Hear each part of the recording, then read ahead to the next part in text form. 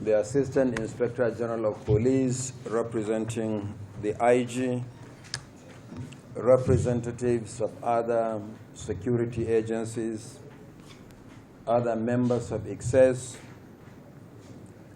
National Commissioners, INEC, senior officials of the Commission, members of the INEC Press Corps.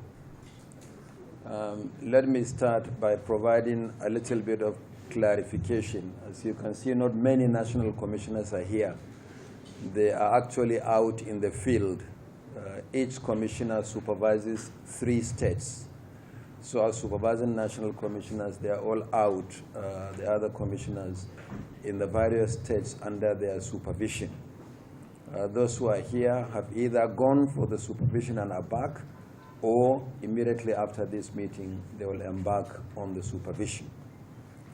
So I welcome you all to this meeting. Exactly 3 weeks ago, we met to review the security arrangement for the presidential and National Assembly elections. Today, we are reviewing our preparations for the governorship and state houses of assembly elections holding this Saturday, 18th March 2023. So as I welcome you to this meeting, I wish to express the Commission's appreciation to the security agencies and other members of ICSES for the professionalism of personnel and the generally peaceful conduct of the last election. We look forward to improved performance in the election holding this weekend. The governorship election will hold in 28 states of the Federation. As we are aware, governorship elections in 8 states, Anambra, Bayelsa, Edo, Ekiti, Imo, Kogi, Ondo, and Osun states are held off-cycle and therefore not conducted during the general election. However, elections will be conducted for all the 993 state constituencies nationwide. Our state offices have made available to the Nigeria Police Force, being the lead agency in election security, the delimitation details for both the governorship and state assembly elections, including locations of polling units and collation centers. On that basis, we expect a coordinated deployment plan in synergy with other security, intelligence, law enforcement, and safety agencies. Only yesterday, the Commission held a virtual meeting with all the resident electoral commissioners in which we reviewed preparations for the state elections. In addition to election technology, logistics, and a host of other issues, security was also discussed. We will present the issues at this meeting for further discussion and, most importantly, for appropriate action. The governorship and state assembly elections this weekend involves more constituencies than the national elections held about 3 weeks ago. Unlike the last elections involving 470 constituencies, 1 presidential constituency, which is nationwide, 109 senatorial districts, and 360 House of Representatives seats, the state elections will involve 1,021 constituencies, 28 governorship, and 993 state assembly seats. There will also be more candidates involved and more collation centers to protect. These are also local elections involving keen contests. It is therefore important for parties and candidates to speak to their agents and supporters to see the elections as a contest and not war. They should refrain from acts of violence that may mar the elections or compromise the security of our personnel, observers, the media, service providers, and even the security personnel deployed to protect the process. The Commission is encouraged by the directive to state commands by the Inspector General of Police to handle all cases of electoral offenses expeditiously. We look forward to receiving the files from the Inspector General of Police. We will immediately set up a legal team to handle such cases in earnest. So once again, I welcome all members of ICSES to this meeting. And as always, we look forward to a robust engagement. Thank you and God bless. Let me commence by thanking the INEC chairman for calling for this all-important meeting. If I recall correctly, exactly 21 days ago, we met here to discuss our preparations for the presidential and National Assembly elections, which took place a few days ago.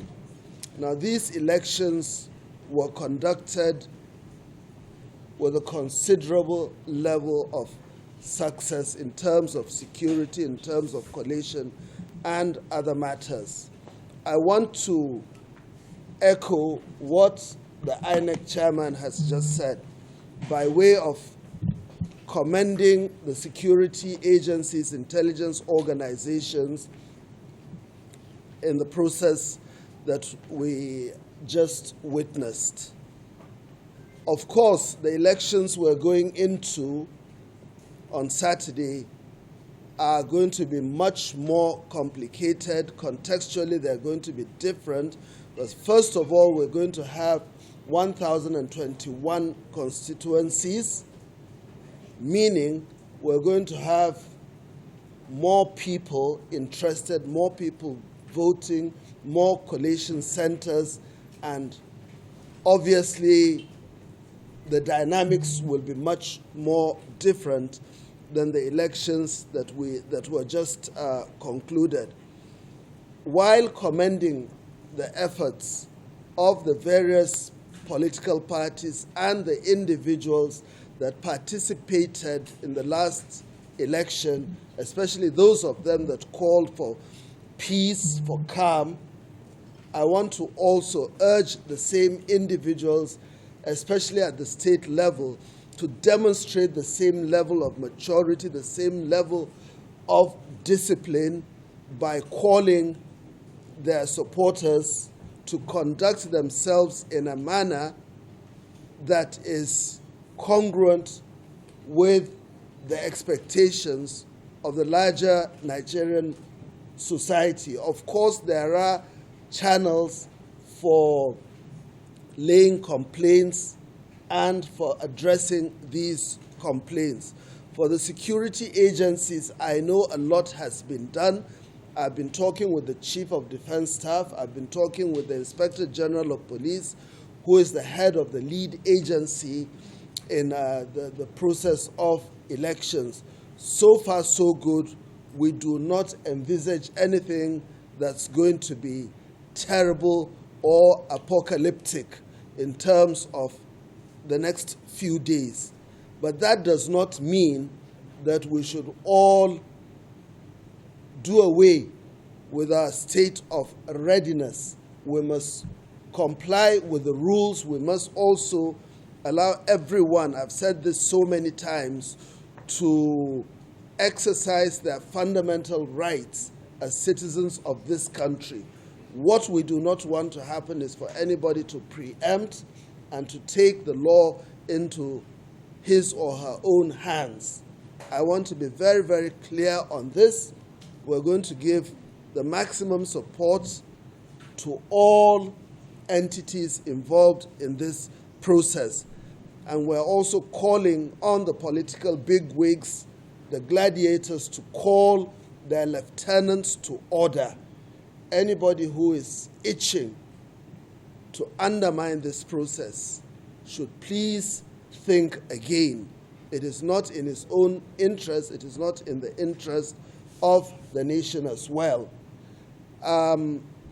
Finally, those of us in the security agencies will continue to work around the clock. All the crisis centers are open. All the communication systems are also open. And we've been talking with the chairman of INEC.